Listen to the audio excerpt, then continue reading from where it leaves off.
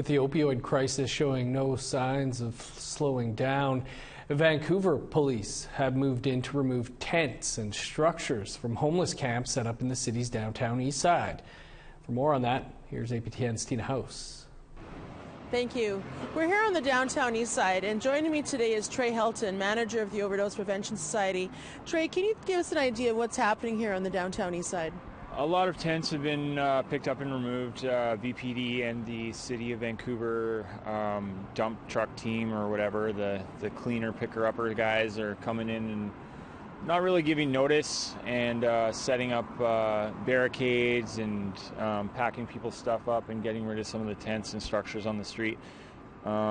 It seems like they are giving them storage options. It's not just like everything is getting thrown out into the garbage. I've seen bins that kind of look like trash bins, but they're not. They're for storage facility stuff. So they are doing it with a little bit of compassion.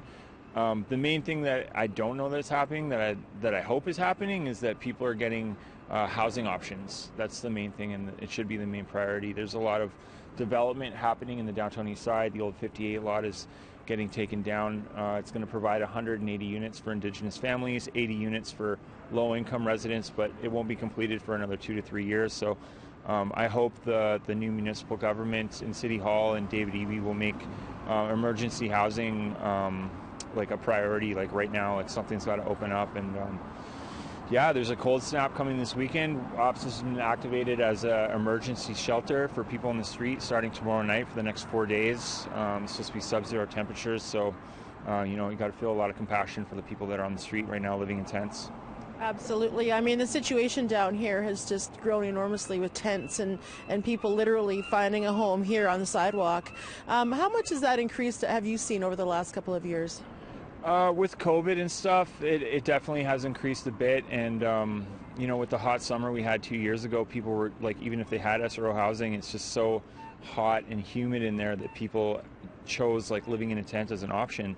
So, yeah. Trey, are you seeing more police presence down here? I know with the new mayor, Ken Sim, when he was elected, he announced that he'd be hiring at least 100 more officers here on the downtown east side. Are you seeing more of a presence of police down here? The cops have just become like a background thing around here. It's just they're so prevalent, and just every like second car is a police car. So it doesn't. I don't really notice it so much, but yeah, VPD have been. I can say that they've been responding to like minor street altercations like very fast. Like things like where people are yelling at each other and would just kind of go under the radar. It's like immediate, and it might not even need police intervention. But the one thing where I have seen a lot more VP that I haven't seen before is Chinatown. It's like constant beat police with the revitalization of Chinatown and people feeling unsafe. Just because the downtown east side is 1 block away from Chinatown, there is a lot of overflow of drug users moving in there, and some elders obviously do feel unsafe, and it's unfortunate. It's unfortunate that stuff is happening, and yeah. Trey, thanks again for joining us today. Really appreciate your time. Yeah. Back to you in studio. BC's bid to decriminalize small amounts of drugs in an effort to curb the deadly opioid crisis has been given the green light. Here again with more is Tina House. BC has just recorded its second deadliest year in history, with the record 2,272 deaths from toxic drugs in 2022. And now, both the federal and provincial government are taking a bold new step to help save lives. As we all know, there is no recovery for someone who is dead. Last May, I announced that our government had approved an exemption request from the province of British Columbia so that adults 18 years and over in the province found in the personal possession of up to 2.5 grams of certain illegal drugs for personal use would not be arrested, criminally charged, or have their drugs seized.